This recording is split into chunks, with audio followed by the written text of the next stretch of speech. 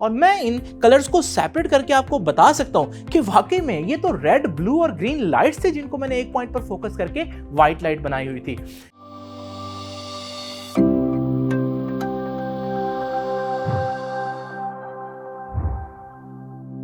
कभी आपने सोचा कि हम साइंस में बार बार एक्सपेरिमेंट्स की बात क्यों करते हैं? क्योंकि हम अपनी सेंसेस और अपनी ऑब्जर्वेशंस पर मुकम्मल एतमाद नहीं कर सकते।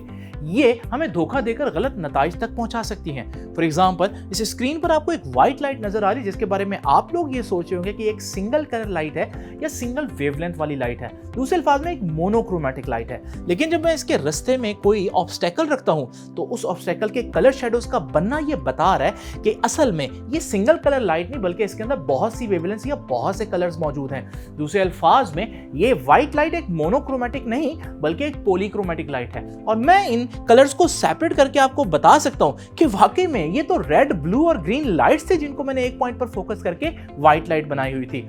इसका मतलब व्हाइट लाइट इस स्क्रीन पर नहीं थी बल्कि आपके दिमाग के अंदर बन रही थी। इसका मतलब why is just an illusion. तो हमारी सेंसेस ने हमें धोखा दे दिया ना। इसलिए हम सिर्फ अपनी सेंसेस पर ट्रस्ट करने की बजाय साइंस में ऐसे इंस्ट्रूमेंट्स बनाते हैं जो हमें सच तक पहुंचने में मदद दें। मिसाल के तौर पर ये इंस्ट्रूमेंट कहलाता है प्रिज्म।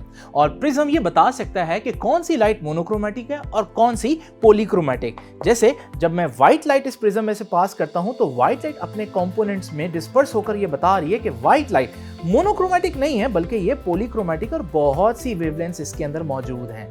इसी तरह से एक और इंस्ट्रूमेंट जिसे हम डायफ्रैक्शन ग्रेटिंग कहते हैं वो भी यही काम कर सकती है। तो जब डायफ्रैक्शन ग्रेटिंग को हम व्हाइट लाइट के रास्ते में लेकर आते हैं तो व्हाइट लाइट फिर से अपने कंपोनेंट्स में रिजॉल्व होकर ये बताती है कि व्हाइट लाइट मोनोक्रोमैटिक नहीं बल्कि एक पॉलीक्रोमैटिक लाइट है। ये वही 7 रेनबो कलर्स हैं, violet, indigo, blue, green, yellow, orange and red, जिसे हम वेब गायर भी कहते हैं। व्हाइट लाइट के अलावा बाकी कलर्स की लाइट के भी यही इश्यूज हैं। पता नहीं चलता कि कौन सी मोनोक्रोमैटिक है और कौन सी पॉलीक्रोमैटिक। मिसाल के तौर पर ये लेजर येलो कलर की है। इसी तरह से इस कैंडल का फ्लेम भी येलो कलर का ही है। और घरों में इस्तेमाल होने वाले नमक को अगर आप जलाएं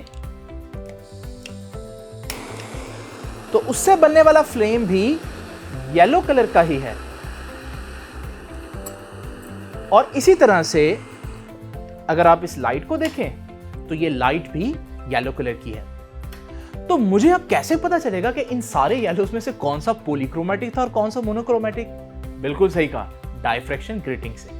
जब मैं इस येलो लेजर को ग्रेटिंग में से देखता हूं तो ये अपने कलर्स में डिस्पर्स नहीं हो रही है। इसका मतलब येलो लेजर मोनोक्रोमैटिक है। कैंडल के फ्लेम को ग्रेटिंग में से देखने पर पता चलता है कि ये तो बहुत से कलर्स में डिस्पर्स हो रही है। इसका मतलब ये येलो पॉलीक्रोमैटिक था। नमक के फ्लेम को जब ग्रेटिंग से देखा तो ये येलो अपने कलर्स में डिस्पर्स नहीं हुआ, यानी नमक का फ्लेम प्योर मोनोक्रोमैटिक येलो है। और इस येलो बल्ब को ग्रेटिंग में से ऑब्जर्व करने के बाद पता चला कि ये भी अपने कलर्स में डिस्पर्स हो रहा है, मतलब पॉलीक्रोमैटिक येलो है।